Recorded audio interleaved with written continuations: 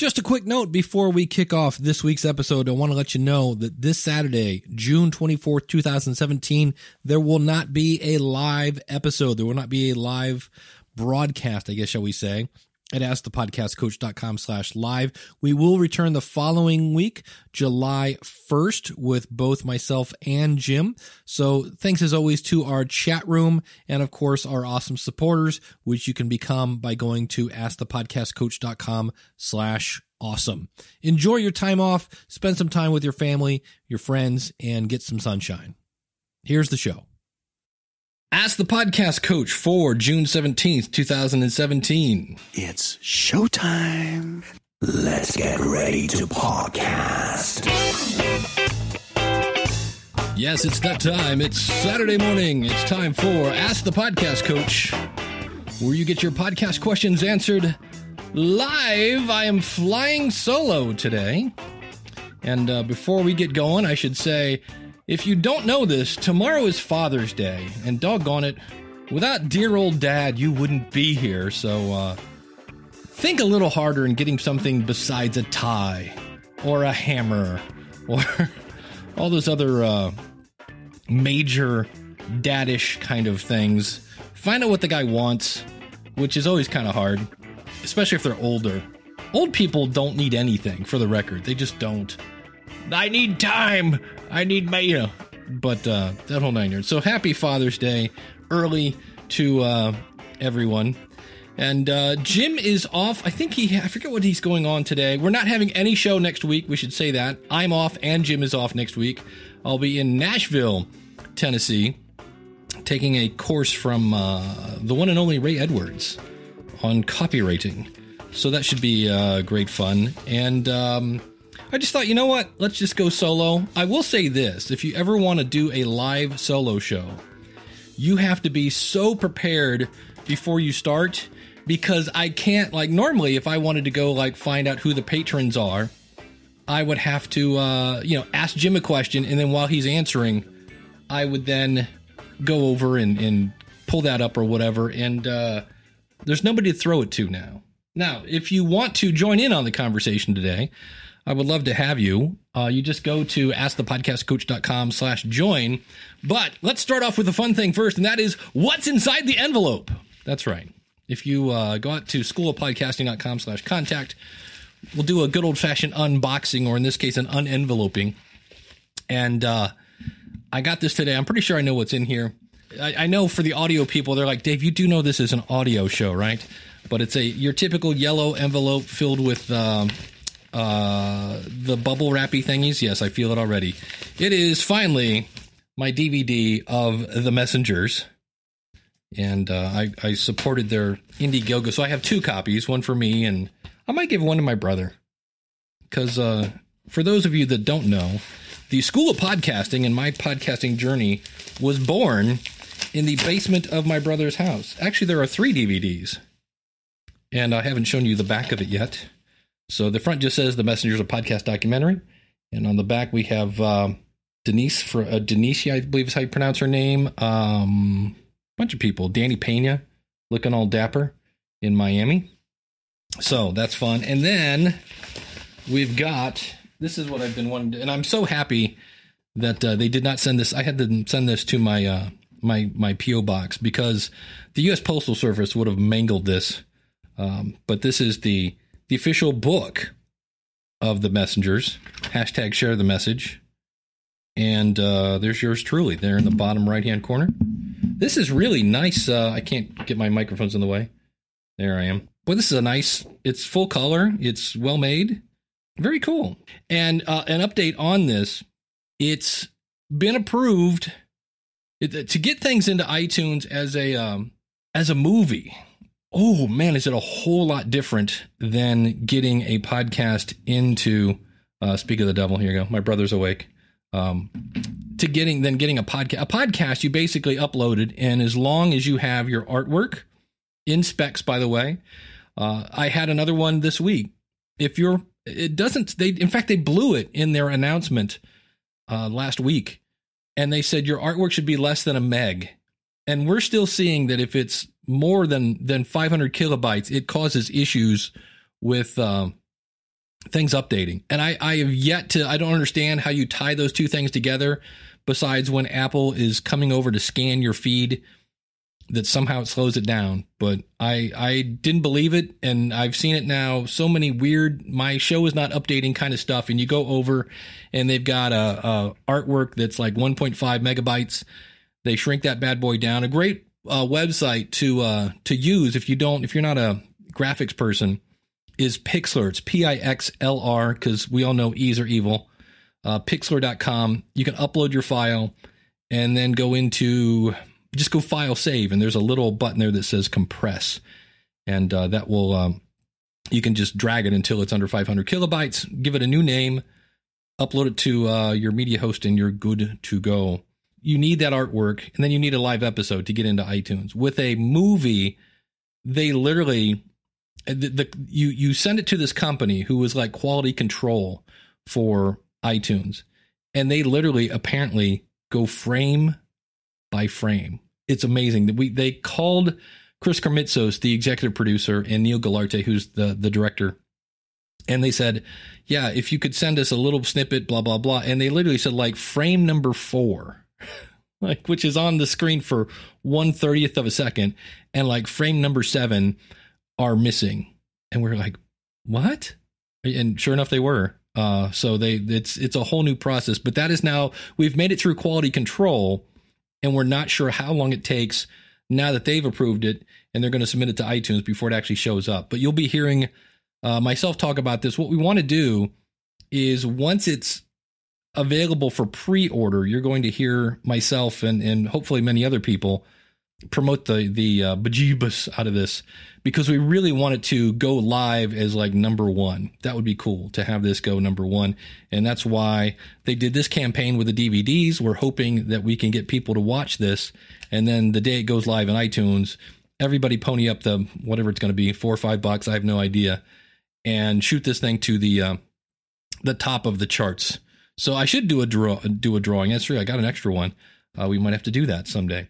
So that's what's going on. If you've been wondering what's going on with the messengers, it's interesting. Here's one of those things where you always wonder, can I change this in my podcast? And the messengers podcast, and this is per Chris Kermitzos, he loves it. This is the one I've been doing for him. But now looking back, the first episode of it is pretty boring because we had no idea where we were going.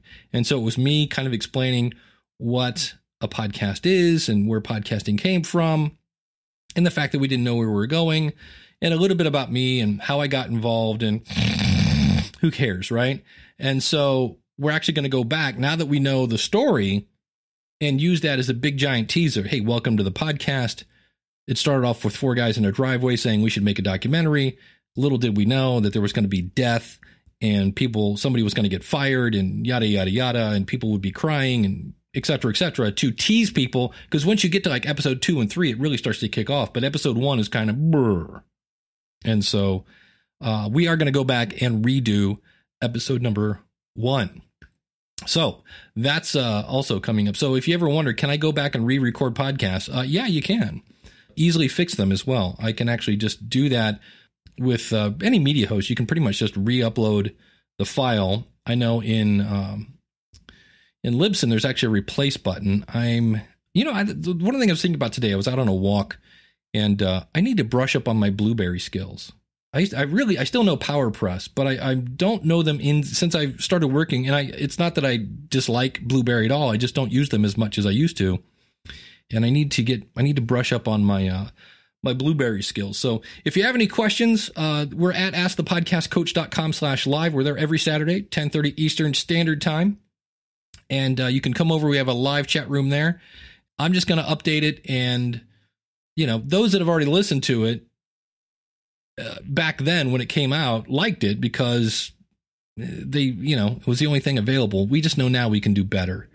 And so we're going to update episode 1 and go that route and do that. I've only, in the 12 years I've been podcasting, I've only removed 1 file that I can think of, maybe 2, from the School of Podcasting. And that was because there was a company called, I want to say it was InnerTube. It was INNERTOOB. They don't exist anymore. And they looked a lot like SoundCloud before SoundCloud was even a twinkle in its father's eye. And it was a great idea. It was just way ahead of its time. There weren't enough people, I think, listening to podcasts, because this is like 2006-ish. And I had an interview with the maker of InnerTube, and it doesn't exist. So that episode there's like no value in that episode. So I was like, you know what? You're done. You're out of here. See you later. Goodbye. So I do have, since nobody's throwing in any questions, I do have a topic today. And so this will be a little different than previous. And that is, anybody can come up and complain about something. And then I thought about what we should do today, just you and me, is brainstorm, since I have a live group here. And I tell people this all the time. And that is, if you watch, I love Shark Tank, I love Bar Rescue, and I love a show called The Profit on CNBC. And they do this all the time on The Profit. And it's this guy who makes $1 bazillion. He owns, I think, Gander Mountain and who knows what. But he's writing checks for like $630,000. Here you go. It's in my couch cushions. He's a really rich dude. And he goes and he buys these businesses and helps them. And the last episode I saw was a swimsuit company for let's see, here's that one word, for people that are horizontally challenged. And they had all these patterns, and they weren't really selling very well. They were kind of selling, but kind of not. And so the guy got a thing called a focus group together and said, here's what we have. And it was his target audience, and they all went, meh. Nah. And then they brought in some designers, and they said, well, what do you think of these patterns? Oh, I like that. I don't like that. That's cool. I like that, this and that.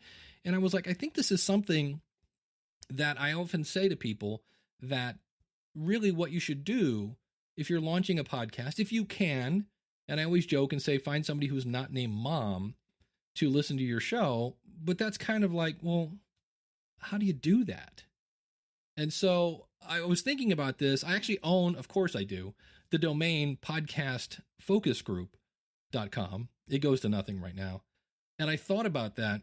And I thought, if I throw this out to you guys, maybe we can brainstorm this, because I thought this would be cool if I could somehow have a website, and I'll talk about the pluses and minuses of this, where people could sign up as a listener, and you could say, I'm interested in, and then you just have those crappy iTunes categories.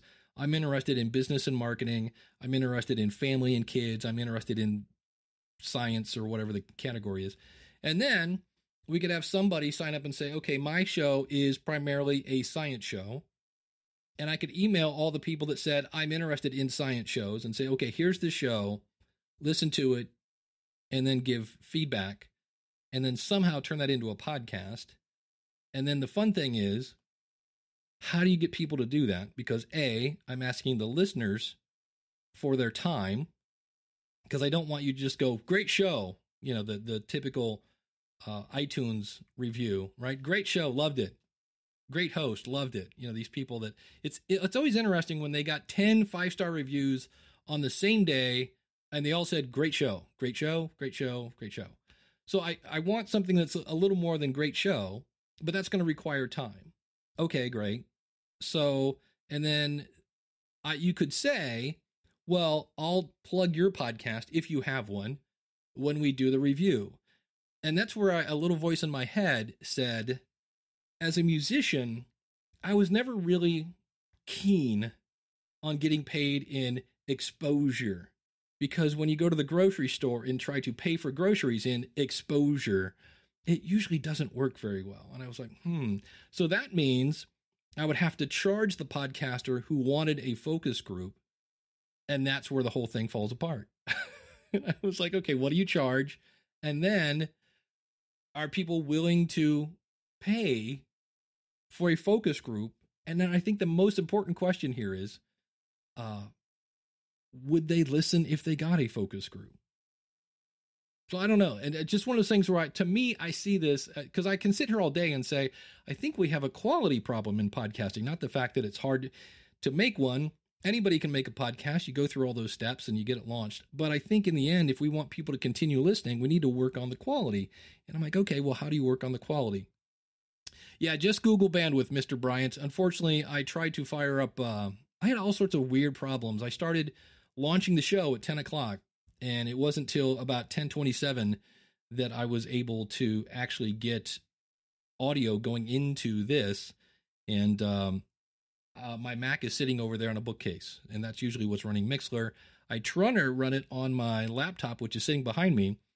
And I think I said this last week, never buy the slowest laptop because it's the cheapest, even if all you're going to do is check email and PowerPoint, because just downloading the Mixler installer took like forever. So in the chat room, what do you think of this idea? Is it a good idea? Is it something that you go, here's how I would do that? Do you think, to me, I just think it's a need. Maybe I'm wrong. And I also I'm not positive people are open to suggestions. I have had, and it's weird because I've had a couple people, in the last month or so, and they're doing things that I think are not great ideas, and they're paying me for my opinion, and yet they're ignoring my opinion. So I could sit there and go, well, they're just going to do what they want to do. They're kind of closed-minded. But on the other hand, the fact that I want them to do what I'm saying makes it sound like I'm closed-minded, like this is the way to do it. So it's always kind of odd like that. How are you getting non-podcasters for your focus groups? That's the problem. That's the other great problem, because sometimes we want, because I actually had, before there was podcast guests, before there were interview connections and all these other ones, I actually was this close to buying a dating script, like a, hookup, whatever kind of, a Match.com kind of script. And I was going to tweak it to where podcasters could sign up and guests could sign up.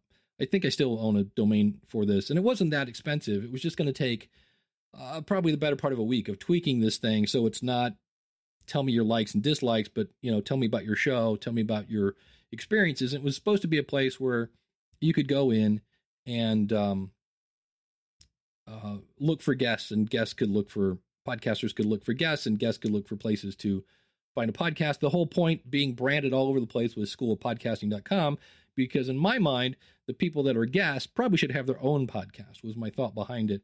And I just, at the time, was still in school when I actually saw this whole idea. It's always been on it's like number 7 on the list of things that I should probably launch. And then all these other services came out now, and I was like, yeah, you know what? They got it covered.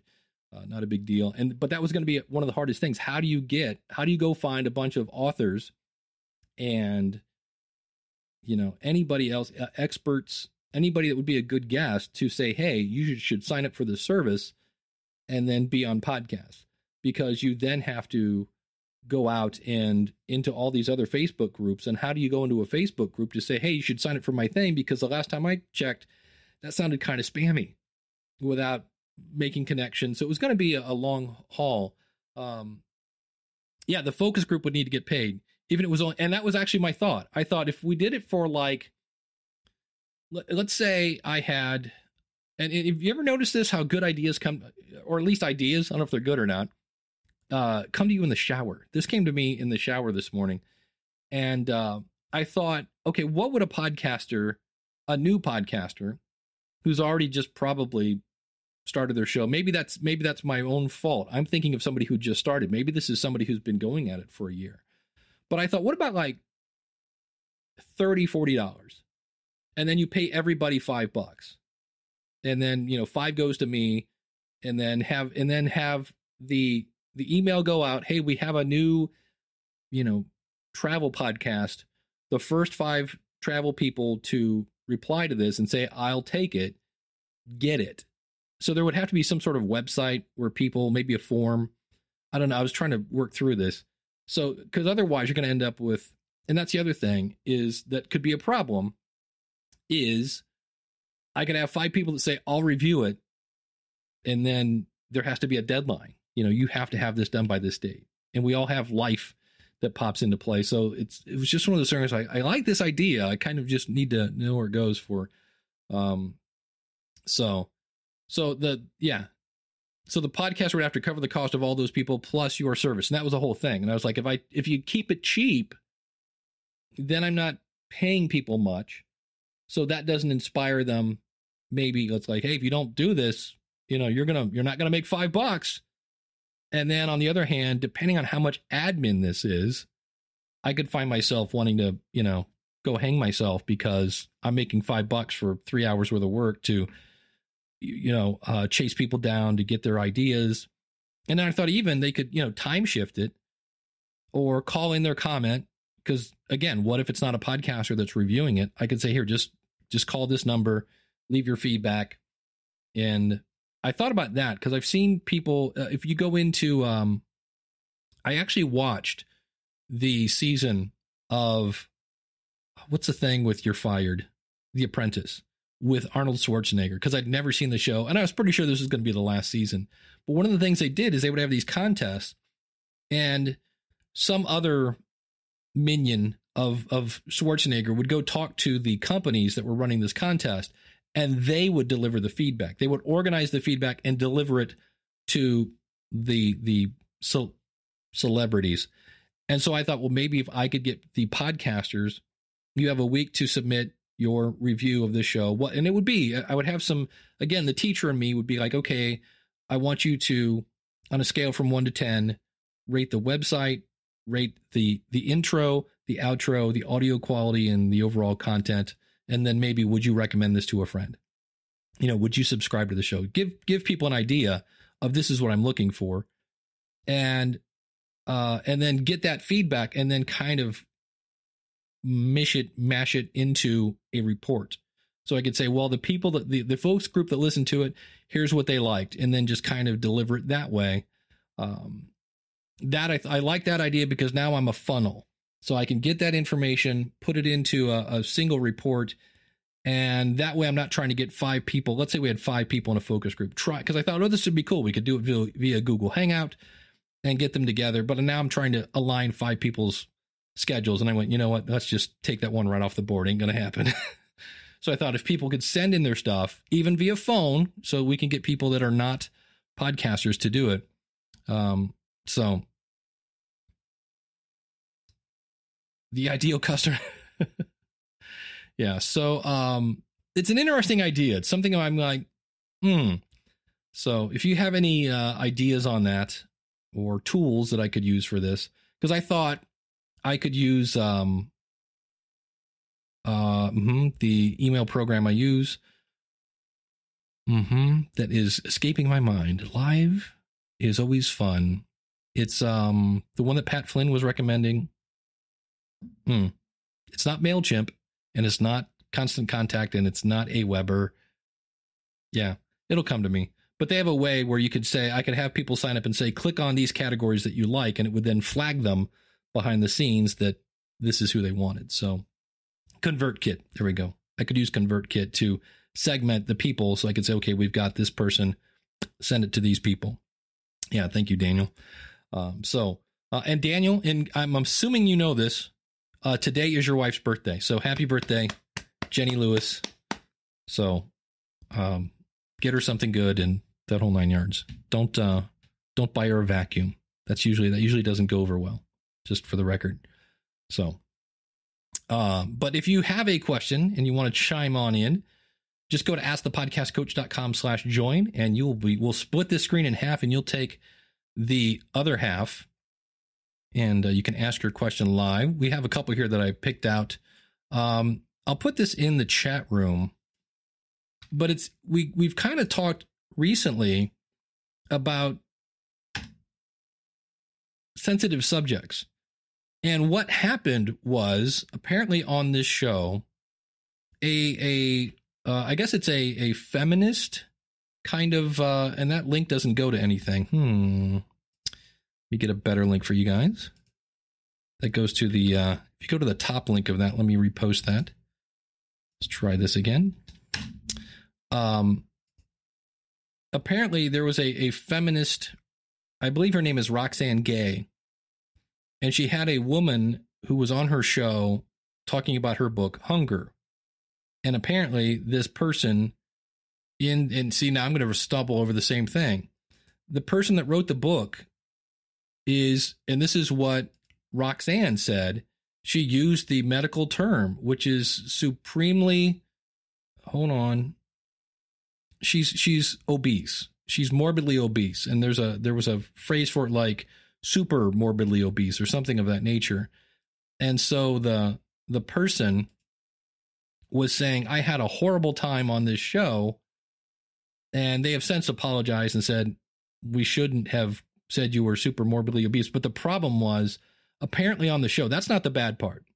Because on one hand, you could say, well, what am I supposed to call somebody who's morbidly obese if they're morbidly obese? I'm with you on that. I'm like, horizontally challenged. The problem was they made jokes about it. And they said, because apparently wherever their office is, they're like, is the elevator going to be able to handle it? The weight. And they're like making fat jokes, for lack of a better phrase, to use the F word. They were making jokes about it on the show. That is not cool. That was the thing. And so keep in mind that if you want more guests, I would not recommend making fun of them on your show. I always kind of feel weird about that because on occasion I will have, I'll have a client or somebody that I deal with, and I'm like, oh, this is a great learning experience. I wish I could talk about this, but I don't want to I'm not going to get any more clients if I constantly throw them under the bus. So you have to be kind of careful with that. But yeah, I would not recommend talking bad about previous guests. If you want to talk about them, at least keep them, keep the guilty nameless or something of that nature. But I just thought that was an interesting story that had come up. And then Trey said, I just landed a rather well-known, yet perhaps not mainstream comedian. So I'm going to be probing this group. This is out of a Facebook group. This is what I do on Saturday mornings. I go out and probe the different Facebook groups for some help in the next coming weeks to get ready for it.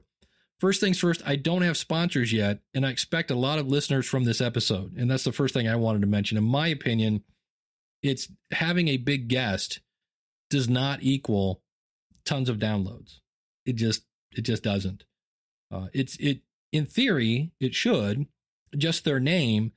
And I was thinking about this the other day. I'm like, why is it that doesn't constitute to just bam, giant downloads? And I think if it's somebody who's super famous, so let's say I had Kevin Hart on my show and I'm like, oh, this is great. I talked about his book last week on the School of Podcasting. I have Kevin Hart on my show.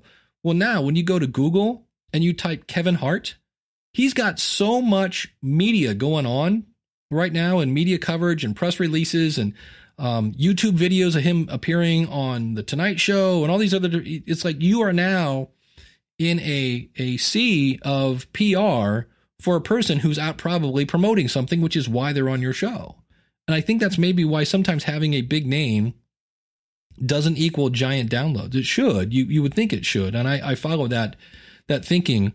But I think that's part of it, is you end up in a sea of people that, just doesn't equate to big numbers and such like that.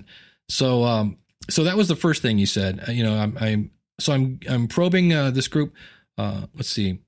Thing is, I have absolutely no idea where to start. In my podcast, I'm trying to fund charities. So that's where 50% of the proceeds will go. But I would like to make some money back and be able to offer money to guests to attract people with larger followings. And this is from Trey Weaver. Now, I don't know this for sure, but I'm assuming, so shoot me if I'm wrong. I believe The Tonight Show, and because of unions, the Screen Actors Guild, I would assume because you're appearing on a television show, I'm going to guess you get paid for that. Not much. There's probably some sort of base fee, which is weird because you are there to promote your show, which is why every interview, shall we say, on Jimmy Fallon ends with "Let's roll the clip," which is really why you're there. They should rename the show "Let's Roll the Clip."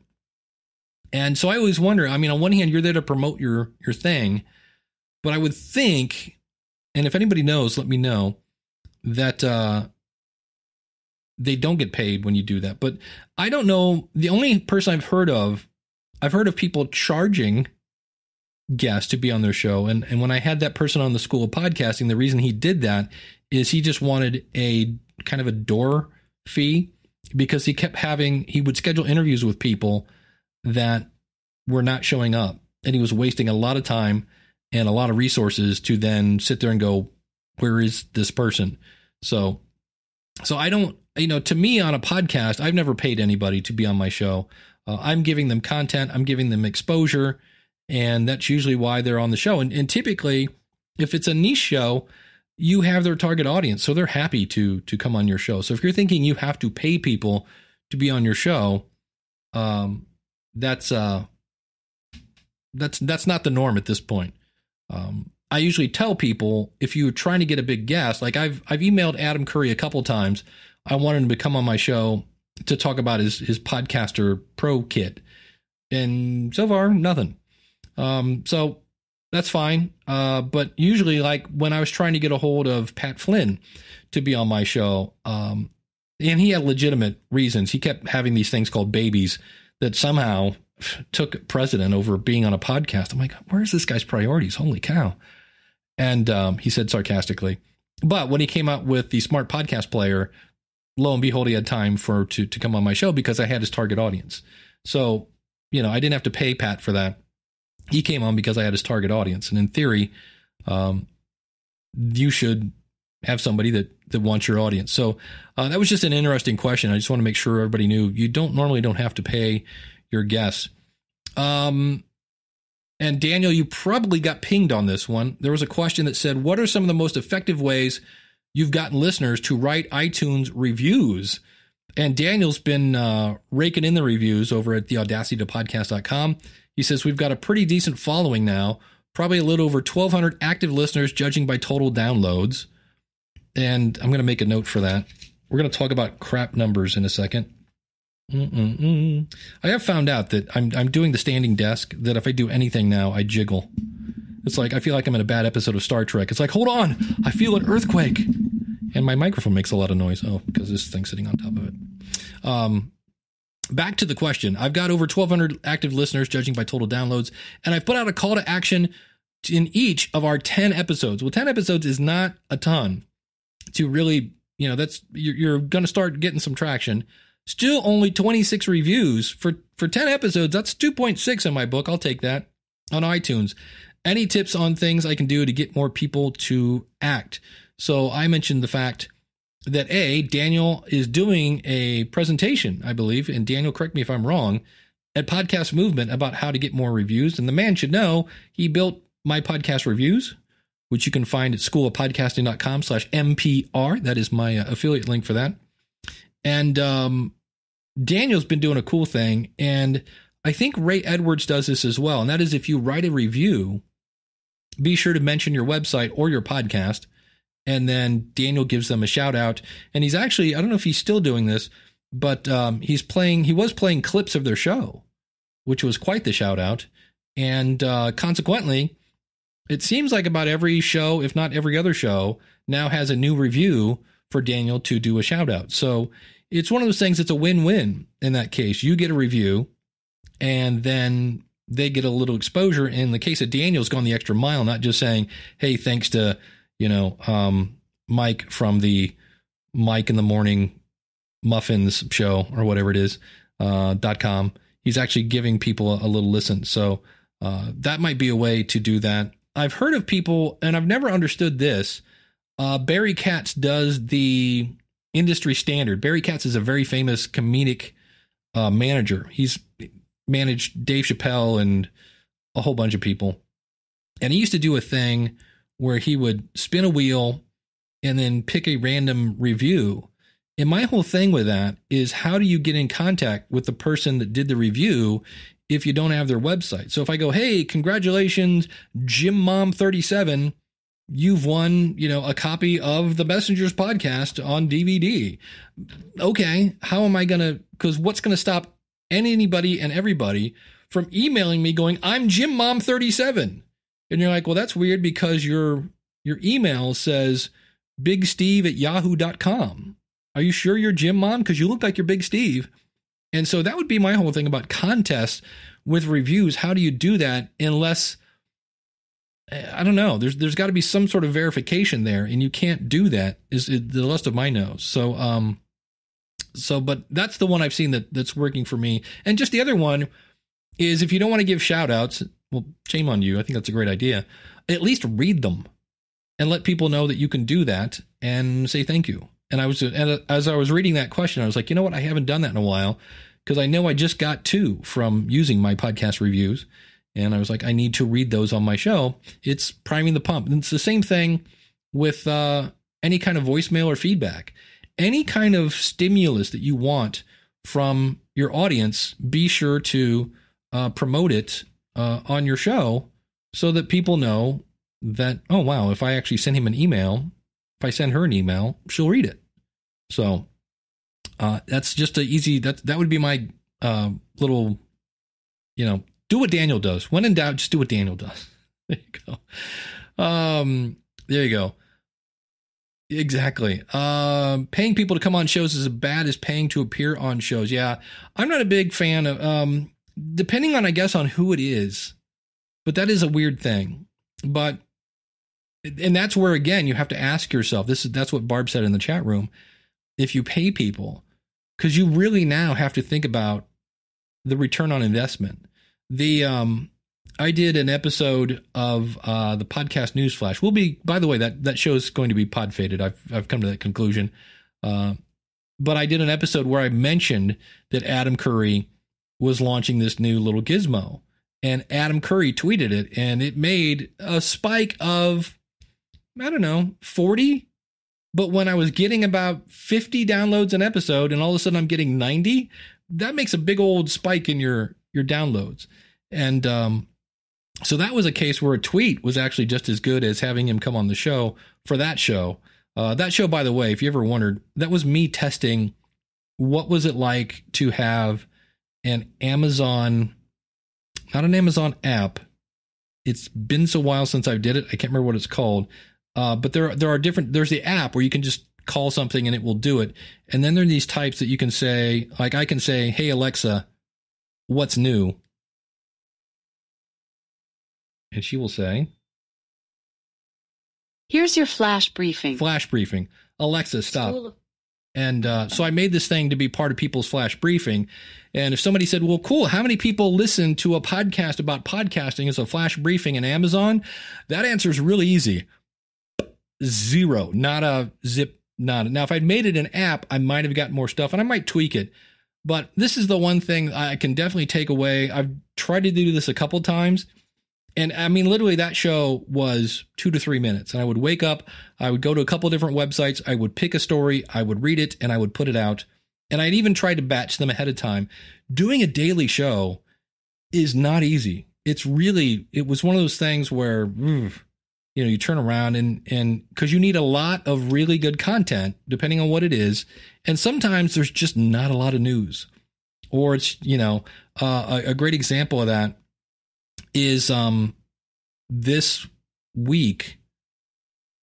Daniel, help me. What was the I need to pull up my Slack. There was a new webinar this week. Jacobs Media did a webinar, and Jacobs Media, and was all they polled 251 radio station listeners. So it was radio station listeners, and they polled them much like the Share of Ear by Edison Research. And the interesting thing of this was, interesting, he said in air quotes, was here's what we learned from that webinar, that podcasting is growing, but growing slowly. That some people are not listening to the radio as much as they used to, and that those people are actually listening to more podcasts than they used to, that people that get into podcasting seem to really get into podcasting. So once you start, you kind of get addicted and listen to more and more. And the only thing I learned from that, at least in their study, was that millennials seem to be getting into podcasting more than that. But other than that, there was nothing there that I went, ooh, wow. Did you hear the stat in Jacobs Media? It was the same thing we heard from every other kind of podcasting poll, that podcast is growing slowly. People are not listening to radio as much as they want to. People are watching a lot of online video, the same old thing. So I was kind of waiting for that to come out, and I'm like, oh, I'll be sure to mention that on Podcast Newsflash. And I could have. It's still news. But to me, that was kind of like, it's not really. I could see my audience going, oh, yeah, that's the same. Did you say that was Edison Research? No, this one is Jacobs Media. And they go, oh, because it sure sounded like the exact same thing you said about the other company. So I've just decided, and it's, if you've ever wondered when do you shut down a show, it's when you are constantly going, not really. I got to go find something to talk about. And then there was nothing that really, and it's one of the things, if it's not interesting to you, that's going to come across to your audience. And again, I started that podcast as a specific tool to see what happens if I make this app. Can I make this little newsflash app for Amazon? And if I did, would anybody listen? And it might be a great idea in 5 years from now when there's tons of people using the Amazon Echo. But right now, nah. And I also know that there are companies that are working on making it easy for you to add your show as an app into Amazon. So that's not even something I want to get into. It's like, how do I do this myself? It's like, just be patient. I'm pretty sure other companies are going to make that really easy for you in the future. Now, Craig has an interesting point. We're talking about reading reviews, and this is a good point. And this is sometimes why I feel a little weird about reading reviews, because it'd be like me saying, hey, I got a review from Craig from Ingleus Podcast, and he says, love Ask the Podcast Coach. It's the best show in the world. Dave's the best. Super, super good. Awesome. Killer. Love it. Can't get enough of it. Best show in the world. Thanks. And you're like, oh, okay. You kind of feel, so Craig is saying reading review sounds a little self-appreciation to me. It's like, yay, me. Yay. So that's kind of weird. He says, I give shout outs, but I don't read the review. That's true. And I don't know if Daniel's reading the whole thing. Maybe he's doing an abridged version of it.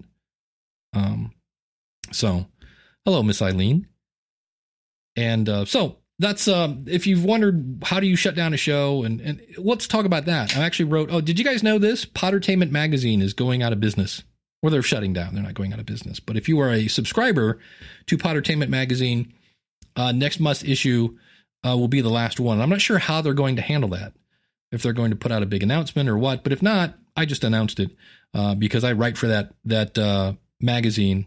And it was a iOS only kind of cool thing. You could get it in the bookstore. It's only $12 a year. And this is one of those things where you kind of have to know your audience, maybe in a way. It started off kind of cool. And maybe it didn't get where some people wanted it to be, maybe. I just know we had people that were writing for it at the beginning that weren't writing for it towards the end. And so my article in Pottertainment Magazine, this last one, is how to shut down a show. And here's some things you need to know since we're talking about that. If I wanted those episodes of Podcast Newsflash, I would want to make sure, let's say I don't have a local copy of those. And in this case, it's weird. I don't. I almost always keep a local copy and then I throw it into Dropbox. But if I wanted those, you would want to go out to your media host and download those to your show, because your media host, be it Libsyn, Blueberry, Spreaker, Podbean, whoever, when you quit paying them, they're kind of like a utility company. And that is, when you don't pay your water bill, you don't have any water, you don't have any electricity. Well, when you're paying a media hosting company and you don't pay them, they don't host your media. So eventually your files will get deleted, which then makes your feed invalid, which means eventually you'll get pulled out of iTunes. And so if you're going to delete your show and you want to have them just for old time's sake, let's fire up the old podcast and see that, you need to get your files. The other thing is you want to export your stats. And I know both Blueberry and Libsyn, I'm not sure about Spreaker, you can export your stats in kind of a spreadsheet, a CSV file. So you can open that in Excel, things like that. So those are the biggies. You got to get your information, your files. And if you want your stats, you could do that, because eventually that stuff's going to get deleted. And so keep that in mind, because I've had some people, I felt so bad once. I had a widow of somebody who her husband had died, and he did a podcast like 5 years ago, and she wanted the media files. And I said, and Libsyn went to the ends of the earth trying to find these files, but when they're deleted, they're gone. And I felt so bad, because I could just tell her, I could imagine how that would feel. Like, please find these. I just want to hear his voice. And it was like, it's gone. So keep those files. And Daniel says about his reviews, he's been asking his audience to write what they get from the podcast in the review. So it's more about how they apply the info instead of just how great Daniel is. I like that idea. And then Jason Bright in the chat room from Matt Talk Online says, well, some of us with large egos. Jason, you're so funny. I like myself bask in the self-appreciation. He says, yes, I'm kidding. He said, I wrote one thing for the magazine. I was hoping to do features on the podcasters, and that was shot down. Did not know that. Excellent. How to shut down a magazine. Yeah, that's what I basically did. I said, so the other thing is, let's say you're shutting down a show. And actually, for the record right now, I'm breaking the rules because the things I write in Pottertainment magazine are not supposed to be in a podcast. So what are they going to do? Fire me? Hey. So the other thing you want to do is, let's say I'm shutting down the podcast news flash because I'm doing the Bernie the Cat show. I would want to, and Bernie the Cat, we'll talk about, let me write about that.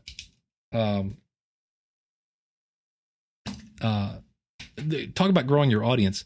So if I'm shutting down one show to start another, be sure to let people know where they can find you. I was always amazed, and still am, that the show's pretty much done. I haven't had an episode out in a year or two. The Marketing Musician podcast. I had people that weren't musicians listening to the Marketing Musician podcast. And I was like, oh, really? Like, what do you play? And they're like, oh, I'm not a musician. And I was like, why are you listening to the Marketing Musician podcast if you're not a musician? And they're like, oh, I just like the way you explain stuff. I think you're funny. And I'm like, okay. So if you're shutting down one show and you're going to go to another one, let people know where you're going so those that want to follow you can. So get your stuff, export your stats, and let people know where you're going or where they can find you or where they can follow you if they want to. So that would be my last point to that. Spreaker does CSV exports. Thank you very much, Jason. And I would think Podbean does. Most of the kind of somewhat reputable media hosts, it's not hard, I would think, to export all that data into some sort of format. But Miss Emily from the Story Behind podcast is doing what I call the Steve Stewart. It's a great strategy plan for growing your audience. And that is I believe Emily is here today. Maybe not. I'm looking in the chat room. But Emily is normally here on Saturday mornings. We talk about her show a lot because, well, it's good. I just found out today that Bazooka Joe has been retired. I was like, what? What has America come to? That's it. I'm moving to Canada. There's no more Bazooka Joe? And then she did point out the fact that Bazooka bubblegum tasted like just caca poo-poo. And I was like, yes, you preach on, girl. But Emily is what doing a Steve Stewart is. Steve Stewart, I've heard him leave comments for the feed. I've heard him leave comments for Harry Durant on Podcast Junkies. He's probably left feedback for Daniel. He leaves comments. He engages with his community. And so, Emily, I've heard her, she's having people do voiceovers on her show, which I was the grumpy Chicago Cubs fan on her show for one episode. So I was involved with her show. She's usually here on Saturday. I see her all the time when we do Podcasters Roundtable. And I started the show to test the Wooshka podcast media hosting company. So I gave my cat a show. And this kind of takes over for the worst podcast ever experiment. Because I want to see, like, Bernie got 60 downloads on his first episode. I was like, are you kidding me? And so what did Emily do? Because she knows I'll talk about it. She got her cat to make noise and leave a comment for Bernie, which I am going to play on the next episode. So it's just another way of having somebody talk about your show is to interact with people, interact with other podcasters. And I'm not doing this because I feel obligated. I just think it's hilarious. And every time I turn around, there's somebody talking about the story behind podcast.com.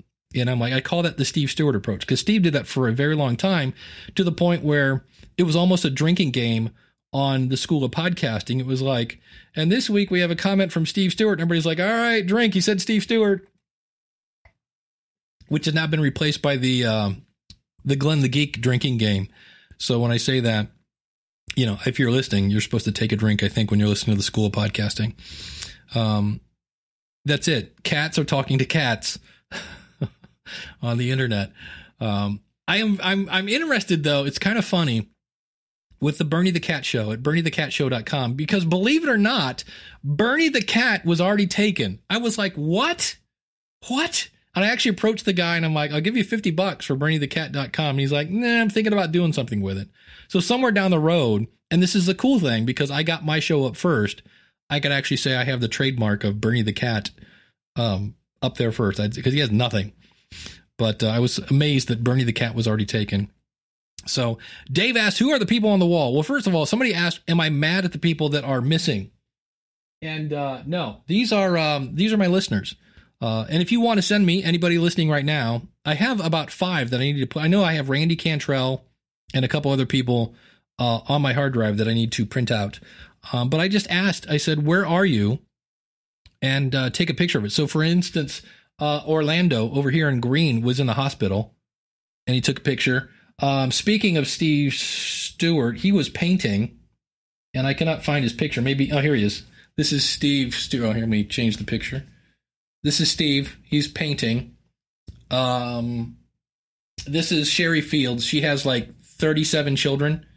And so she was doing the dishes. Actually, I think she has 7. There's Miss Eileen. There's Kathleen Klein. There's the one and only John Buchanan, which you can't see because the microphone is in the way. A lot of dudes in cars. This is Cale Nelson. I feel like one of those weather guys where you have to point as you're like, this is Joel Sosi. Hi. This over here is the one and only Ryan K. Parker. No one will punch you in the face. This is Wayne Henderson. Except, this is over here. That's Gary Fawcett. He lives in New Zealand and he does stuff with bees. So, and this is the one and only Stargate Pioneer. So, and then this guy does, Patrick Keller does the big seance show. Patrick, I hate it, but that I can never remember his show. I know it's a seance thing. So yeah, and it just, what it does is, so now when I do a show, what I'm trying to figure out what is, that's the mic stand. I'm like, what is this weird black thing that keeps getting in the shot? I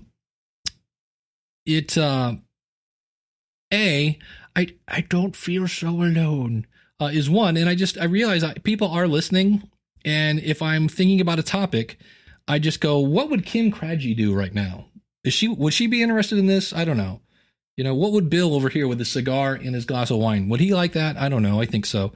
So it's something to, and then, I love this one. Ken Kassler's some sort weird old garage with a chainsaw. He looks like he's just ready, like, ooh, you're kind of spooky looking. But it's just something I did. And, it's just a way of like, Patrick loves it when I stand up, although I'm in his way right now, because when I stand up, he's in the shot. What if I was sitting down? He's not in the shot. So, if you want to do that, just, wherever you're at, take out the phone, do the selfie. Here, speaking of Craig is one of the coolest pictures. Craig, I forget your wife's name. I feel horrible about this. But in terms of like just a great shot, it's Craig. He's holding up his phone. I want to say Allie, but that's not it. Kevin Mulrine does a show about the band Yes. This is JC Hudson's, Troy Heinrichs. It just gives me an idea of who I'm talking to. It's not so much, I don't know. Does it look like a big ego thing? I hope not. That's not the point of it. Look at all the people that are listening to it. It's just, to me, it's like, I'm always about helping promote other people. And it was one of those things I threw out and thought, would anybody do it? And I wanted something cool in the background. And I was, I could have hung up a big School of Podcasting banner. I could have hung up, over here. I've got a cool picture of, you can't see it, but there's a poster of Muhammad Ali over there, that I like. And I just like, it'd be cool if I put let's promote the listeners. So, okay, good. Wall of people. Yes, these are my victims. I keep their fingers in a jar and then I put their finger on the wall. That would be that. So, holy cow, is it 11:30 already? That is crazy. Because I did not take time. Let's find some happy music. He said, Oh, I moved my happy music. Is this it? That is not the happy music. If you want to hum to yourselves while we do this, I want to thank our awesome supporters. If you go to askthepodcastcoach.com/awesome, this would include, now we read everybody at the beginning of the month, but the rest of the month, we just spotlight those super duper contributors over at askthepodcastcoach.com/awesome. And that would be Josh Liston. And I don't have my spreadsheet from the Podcasters Survival Guide at TPS. Let's see how good I am. TPSguide.org. Survey says I typed it wrong in the first place. I believe that is at TPS, because I remember the .org, not .com. TPSguide.org. Look at me. What do I win? It's a cheese straightener. Excellent. I love cheese straighteners. Josh Rivers from creativestudio.academy, and of course the one and only Glenn the Geek from Horse Radio Network. So all the other people are listed on the website. Go over to askthepodcastcoach.com/awesome, and that will help support the show, keep the lights on here. And did I mention, I know I started to mention, the people that are not on the wall is because this is the best invention ever. It's a remote control for a fan, and I didn't even think about it. It's just little stickum on the fan. So hello, Bernie. And what I didn't think about is there's only stickum on the top of these.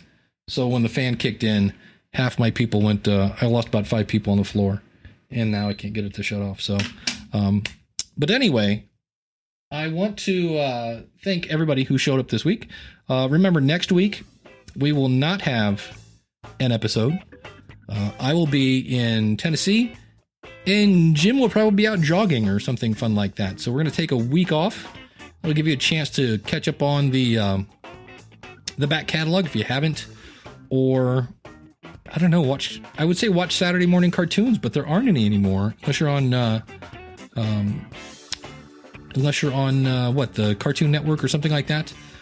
Dave, I will answer that question. And yes, Miss Eileen, I did get your PM. We are going to talk about that a little bit in post show. We'll talk about the new Patreon stuff that's coming out. And Dave will answer your question about Google Hangouts. And if you want to start a podcast, go over to askthepodcastcoach.com. Actually, I take that back. Let's go to schoolofpodcasting.com/start. Use the coupon code LISTENER, and that will save you on your first month of when you sign up. And Daniel says, this is my Sunday morning cartoons. Zoinks! Zoinks! Scoob! Jinkies! Yes. It is sad. There's no Bazooka Joe, and there's no Sunday morning or Saturday morning cartoons. That's scary. Because the only thing on Sunday morning was Davy and Goliath. Do you guys remember that? Did anybody watch Davy and Goliath? Davy. Oh, Davy. I love that thing. Little weird claymation people. Davy had a total bowl head haircut. His mom and dad were always, now Davy, don't you? Davy. Anyway, we're here every Saturday morning. AskThePodcastCoach.com/live. Thanks for tuning in, and we'll see you again next week. Hang around for some post show. And again, I cannot mix and talk. I want to point out, I know I just said, see you next week. You won't see us next week. There's no show this week. Again, June 24th. We'll be back July 1st. Thanks so much for listening.